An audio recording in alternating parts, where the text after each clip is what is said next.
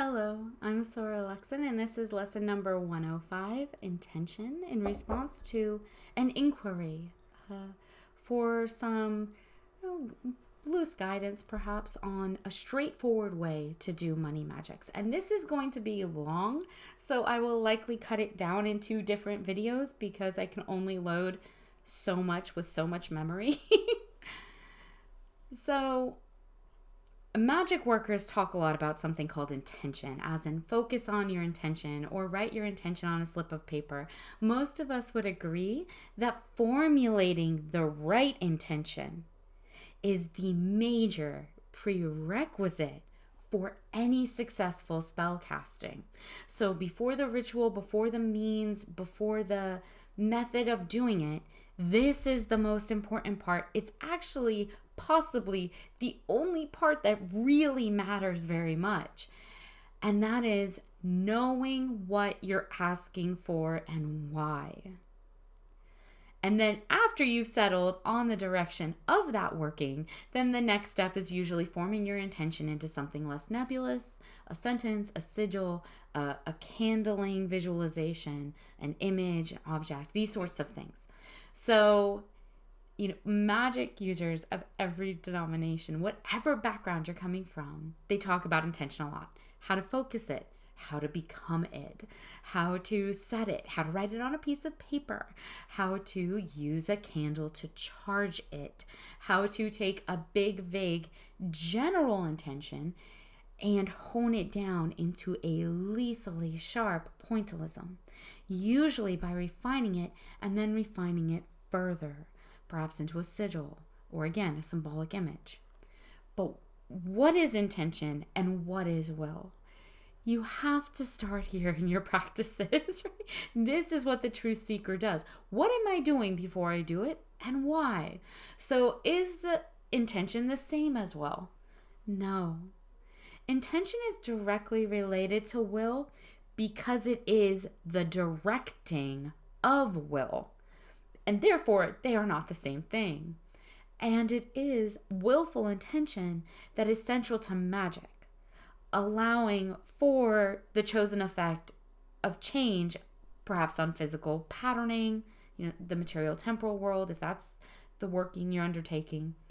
Undirected intention and undirected will can and do also affect a great deal of movement and change and things, simply not in a chosen way, in a listless way, where something else is choosing those avenues for energetic movement. The master chooses their path rather than allowing themselves to wander aimlessly in the dark. Will is a primal force. It's instilled in our temporal forms of the drive to be. Right? Whether you call it the great architect, if you believe in the fracture, if you follow patterning of source energy, the all, maybe God, right?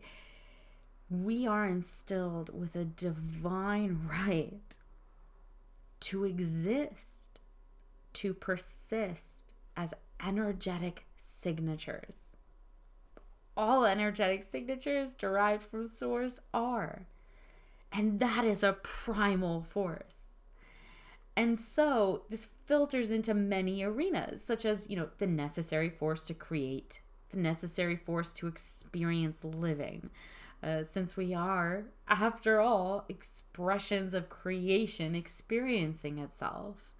That imprint, that signature, that will, then is also wholly caught up in the dynamic of what we can know ourselves to be. As above, so below. As will is central to our being, it is also entirely, fundamentally caught up in every single thing we do, successfully or unsuccessfully. If it's unsuccessful, the will was undertaking it in order to be unsuccessful and did not actually want it to occur. Every endeavor undertaken, whether acknowledged and fulfilled or passively, transgressed and ignored, begins and ends with an amount of will. Our will brought into action, into being. And it is only our will relinquished that can end those actions or energetic force, right? A cause is never lost until you give it up, right? Until the will relinquishes the endeavor. Same idea. A far more mundane and daily realism than high magics, perhaps. But this phrase, right? Cause is only lost when you give up on it. That phrasing holds valence because it understands the definition of will's integral persistence in action. When our magic succeeds, it's because of will. And don't think that will is feelings for better or worse. I've seen this kind of like, oh, will is emotions, it's passions, it's desires. That's not an occulted understanding of will. Passionate feelings, sad and happy, these extremes, these polar dynamisms, they both usually have far more to do with our current transient, non-persistent physical states and our identities. A lot of chemical signatures running around, our ego awareness coalescing within this very limited a structure that we perceive ourselves to be most of the time. All of this helps us function as material life forms, but like all else in the long run, it's impermanent, utterly transitory, and in the broader scheme of things, inconsequential, right? Your desires do not matter to the universe. The broader scheme being universal eternal energies in a state of flux. So ask a galaxy if it cares about your recent breakup, right? Ask a star if it's happy that you won the lotto, right?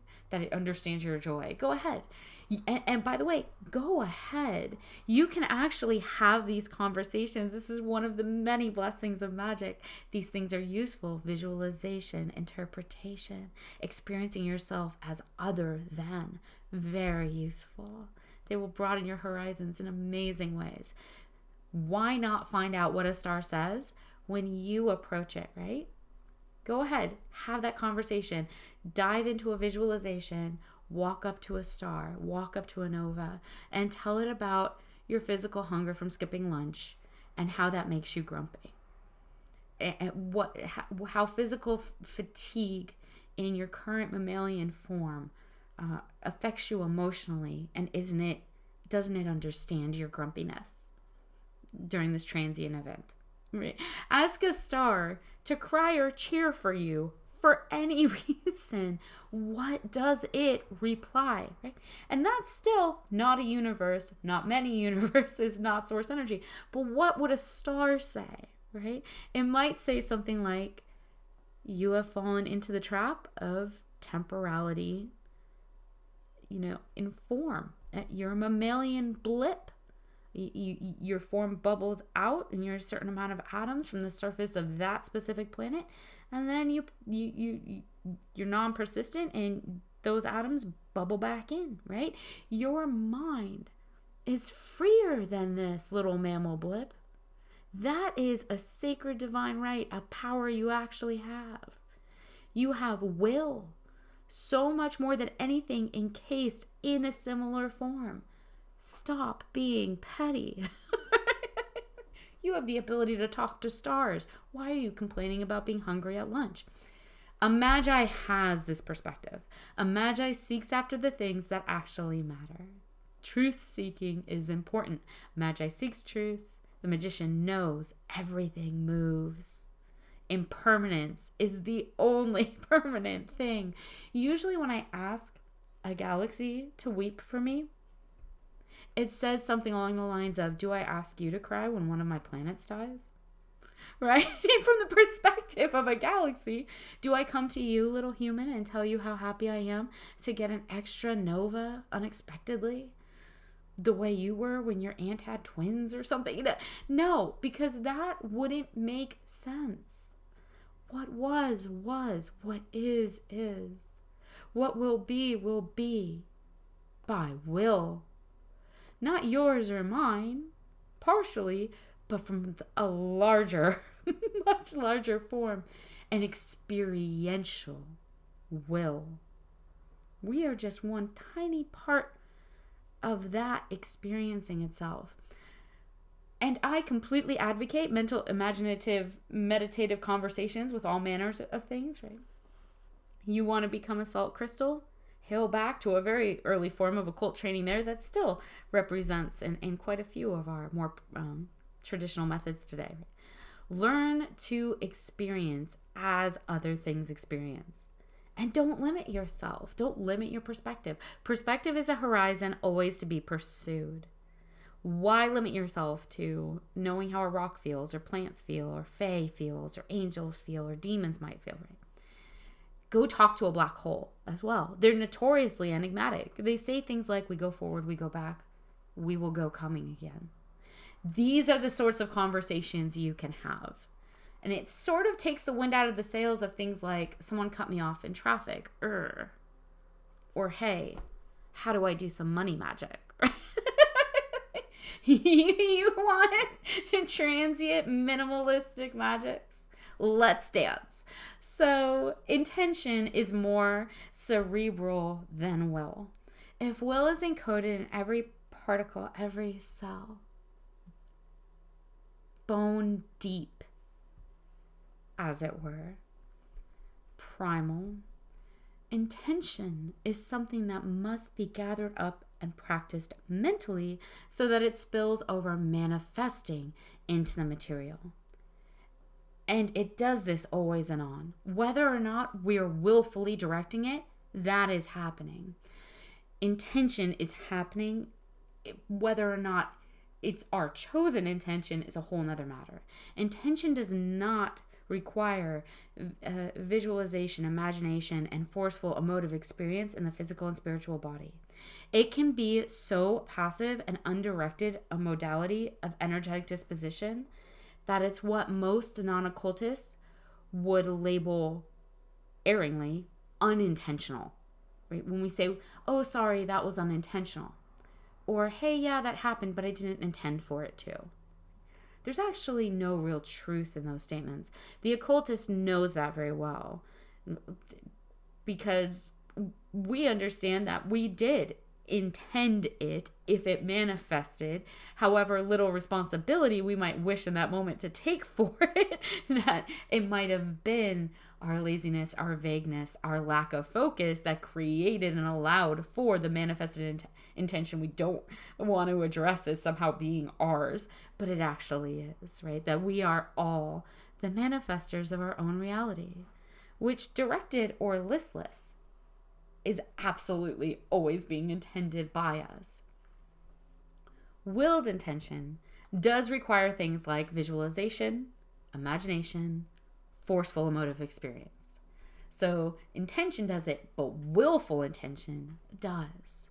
Both in the physical, not just both, like physical body, psychic body, spiritual body.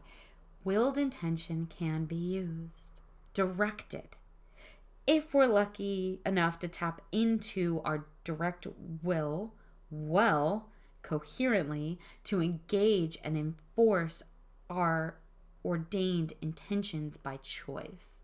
When will and intention meet and are focused, directed, that's when magical influence over what we are already always manifesting blossoms into not just this passive reality, but a reality of our chosen sacrosanct authority by will.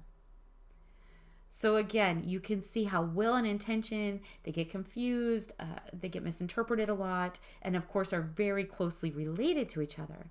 But here comes another caveat. As they are not the same thing, they are not always in accordance with each other. They do not always cooperate with each other. They are not always in step with each other. In fact, more often than not, in the uninitiated, right, in the ungrounded, the untrained, or in our own ungrounded or untrained workings, will and intention are working at counter ends against each other. They're at cross purposes. which is why magic, the practice whereby balance is sought, cultivated, and brought into the fullness of its potential. We all intend to do well, hopefully, right? To be well, to interact well within the body human, with the interconnected whole self. We intend to earn well, perhaps, or to feel well, to be useful in well-meaning ways. But whether or not we have the directed will enforced, coalesced by intention to make that happen is a whole other thing, isn't it? Our will is there all the time, just like intention, but often it's seeking the opposite of what our consciously aware intention may be, or vice versa. Intention might be working against or seeking the opposite of what our will wants. Perhaps our will drives us forward powerfully and spontaneously, but then our intention is misguided or errant. So we take great action to horrible consequence. Or perhaps it's our will that flags and lets us down, abases itself, recedes to where it can't be easily drawn on to power all those wonderful things we intended to do and to have happen. In the moment, our will often fails us, even if our intention doesn't. And the opposite is also true, right? Perhaps we lose focus and our will, unknowns to us, disperses and evades entirely. The will is there, but being able to pull on it powerfully on purpose in any given moment, in any given way, including things like setting intentions for, say, magic money workings, requires training. Intention, similarly, is always moving, shifting, playing a chaotic game of seeming, well, you're not controlling me, I'm going to go play hopscotch, seeming happenstance, until we acknowledge it, take it in hand, recognize our authority over it, and set its course. Define its focus. This is why magic drills us over and over on building and manifesting a dynamic will that automatically steps up to the plate from a higher state of self, rather than just hoping it will in the moment, right? Or having it, our will automatically, seek to match lower vibrational energies that are still sulking in the dugout. Odd baseball metaphor, but I hope it's understandable in some way. This is why magic has us consciously and willfully, when we train in it, set our intentions in such a way that we cannot help but to fall back on the right course despite ourselves, despite our psyches, despite our exterior influences' best efforts to get in our way or in others. So intention, not will, because it's cognitive, and yes, even when you're passively unaware of it, it's still there and cognitive. Intention begins most often as thoughts. There are other ways intention can be perceived. It's not generally for the novice perceivable or easily translatable. So when we talk about how it mostly is perceived, we talk about intention beginning as thought. And I'll repeat that for those with ears to hear, even the great masters. The all is mind. You are what you think. Intention begins as thought. Some intentions stay thoughts. They do a great deal of damage or good inside of ourselves in a lot of ways. Or they can go mostly unrealized, unenergized, completely passive. Others become energized and so are realized possibly in greater ways and more physical ways, spilling out into the material world, into our interactions with others, into our environment, into our habits, into our personalities, into our characters, our attributes, even our physical forms, every aspect of life. Thoughts are energy, so intentions are also energies, specified signatures of energy. Everything moves, everything is energy in some form or another. But an intention is like the empty case waiting to be filled with a more primal power so that it can take on that life of its own, so that it can stop us from getting in our own way and create the outcome, the fallout that is actually projected into space, so that it can evolve into another form of energy, right? Intention filled with will, enforced by will, evolves into like a more grown-up form of energy, if you will, and so capable of more effect on different planes, like the physical plane. A brand new baby, fleeting thought intention, just passing in the mind, needs the force of primal power, will, to feed it so that it can gestate and then change and erupt into a fulfillment of being in different forms and in different strata. Just like a pupa, a caterpillar needs nutrients, green energies, right? It needs energy of encapsulated sunlight filling its little squishy caterpillar fuzzy belly so that it can metamorph in its cocoon, evolve before breaking forward into flight. And now it can move through the air where before it could only move through the ground. It's on a totally different plane now as something that can be completely freer and self-fulfilling in many other ways. Freer. Here's an expert hint for the occult-minded. We are conditioned from birth to formulate our intentions verbally.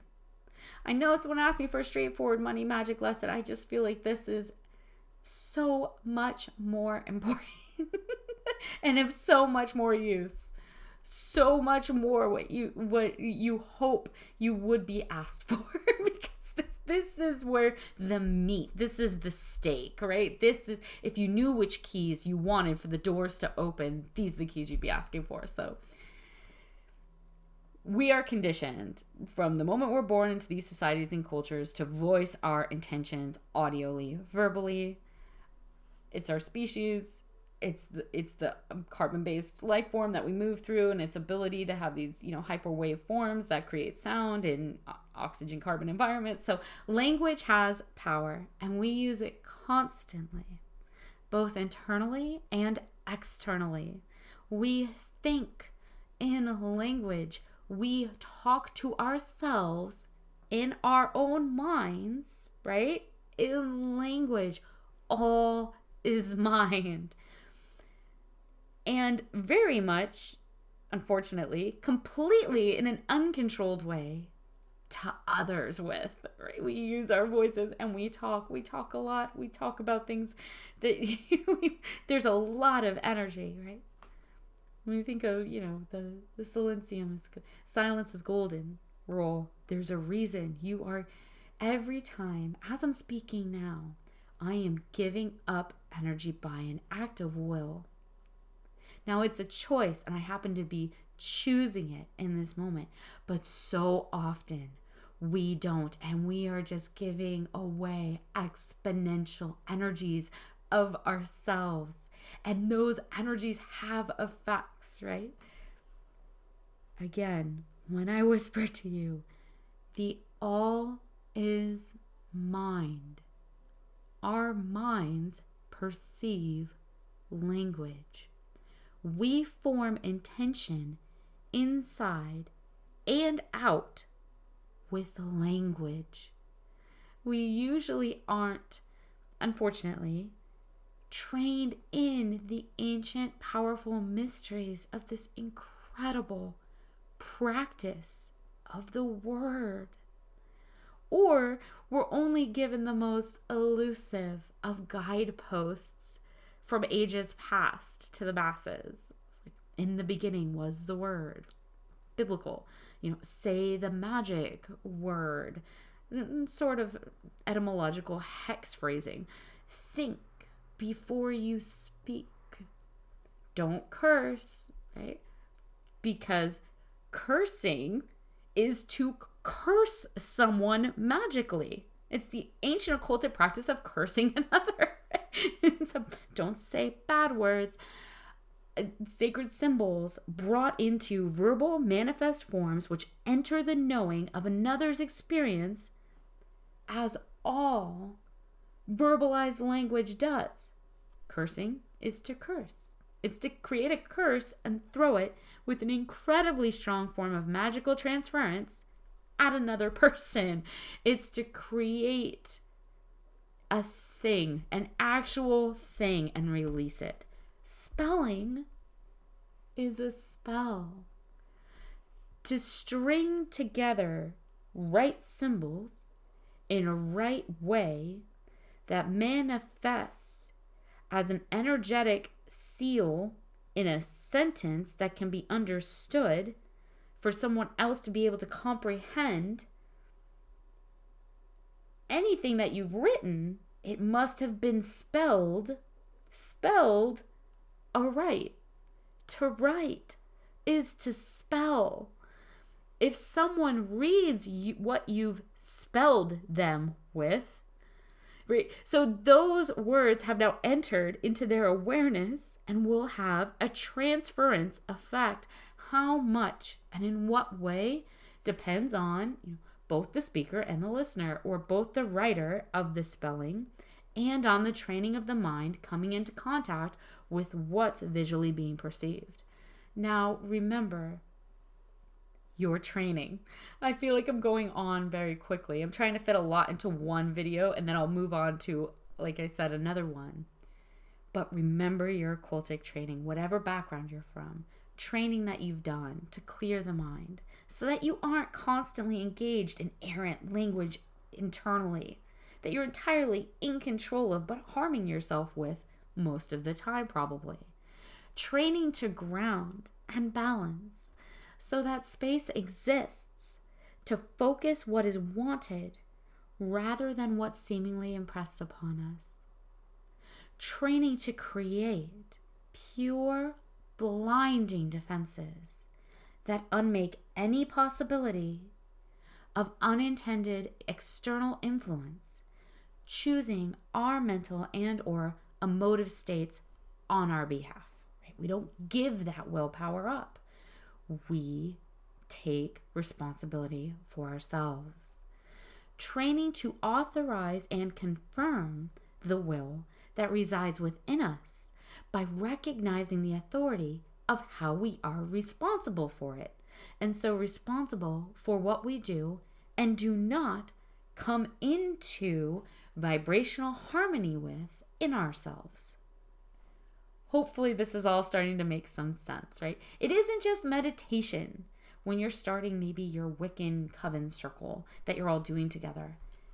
You're practicing and training in the ability to think for yourself clearly in a preordained space without ingress or interruption from other stimuli. That is not a small skill. And it isn't just grounding exercises you're doing when you're depolarizing as a hermeticist, right? You're skillfully building the ability to sense the push and pull of polarities and balance them by an act of will.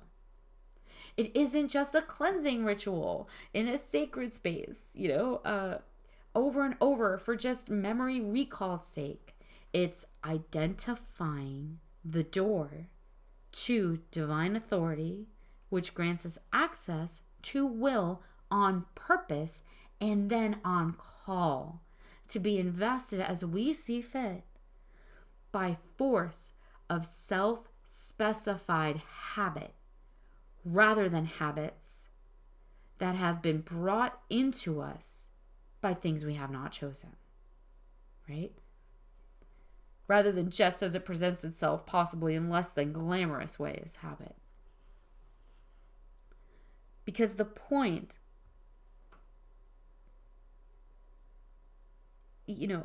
life is teaching and will teach. We are evolving and going to evolve regardless. But with magic, you're pouring jet fuel on that process. You're taking up the banner with your own two hands and with great endeavor, hurtling it forward through this one manifested lifetime on the physical plane. So, every ounce of the experience can be unlocked, can be collaborated with as fully as you are able to while in this form anyway, like while here. The master's keys unlock the doors of greatest potential. All is mind, we think our intentions. Everything moves. We often speak our intentions, projecting them into the space of co-manifestors. As above, so below. A small amount of will with applied intention will make you lift your 5-point fingered hand to raise a pen. A larger amount of will with even more directed intention will then write words into another's sight, or move your tongue and speak them into another's hearing, manifesting them into the material plane, vibrating the oxygen molecules so that it can now enter their mind and imagination, just as, the paper or recorder manifests these things on the physical plane. What might the next necessary step of that ladder be? So small will, small effect, larger will, larger effect, right? A larger drawn upon force of will, inscribed with even greater pointed, set, intentional force. Does it then manifest in your subconscious and conscious and unconscious and another subconscious and conscious and unconscious and the material and the immaterial planes across a larger network of energetic waves? And what if you go up a step from there? For the beginner to learn their own will for the first time, to take full hold of it and intentionally set its course, that can take years in itself. And it's an ever-moving, goalpost. Always, despite years of proficiency as well, evaluation and mastery, you could do it for years and become a master of this craft. There will be opportunity to do so more and better in even more unexpected, fascinating ways, revealing greater abilities and possible pursuits as we persist in the spiral path, right? So you're not getting somewhere, although you can see it as advancing. It will always represent itself in these amazing, incredible ways. Usually, in let's say more novice, though no less powerful forms, this is part and parcel of the magical practice of learning how to energize an intention with will, set it, and then forget it in a ritualistic way. Accomplished aright in harmony with the great principles which govern all outcome, always present, and it usually amazes the user. The simplest and least dangerous way to introduce the occult secret to the ability they unknowingly have over creation as an active manifester of what they are choosing to create, which is what's actually going on, is to teach a safe way for them to enter into a conversation with and place little guiding lights, little lamps into their own subconscious, which then reveal their effect in the material plane, leap out of the immaterial and into the material, which is always amazing for the beginner of the practice who never really understood that such a thing is always happening and of course is then possible. And of course, there are other planes and spaces than the individual's own subconscious to pursue magical workings and other realms where other effects, neither material nor immaterial, can be made to present themselves. But usually, the tower of higher magics that we talk about publicly begins with this ground floor skill set of setting an intention, instilling it with will, setting it and forgetting it, which is more than enough to begin the evolution of the seeker, which is the much greater gift to provide, and show them so much untapped power that they are now not only going to stand in awe of this revelation, but also immediately bend a knee in humble recognition of their own previously unassimilated but very real responsibilities as an energetic entity manifesting itself as a particular experience of the all, which is what's been going on all along. The alchemists and hermeticists among us speak of all things having scales, and I'm going to stop there for today. This, as I said, is going to be another video, maybe even 2 more, but I will get to, after saying what I personally, through my own biases and filters, feel needs to be said, a straightforward method to do, for lack of a better phrasing, money magics. Until next time.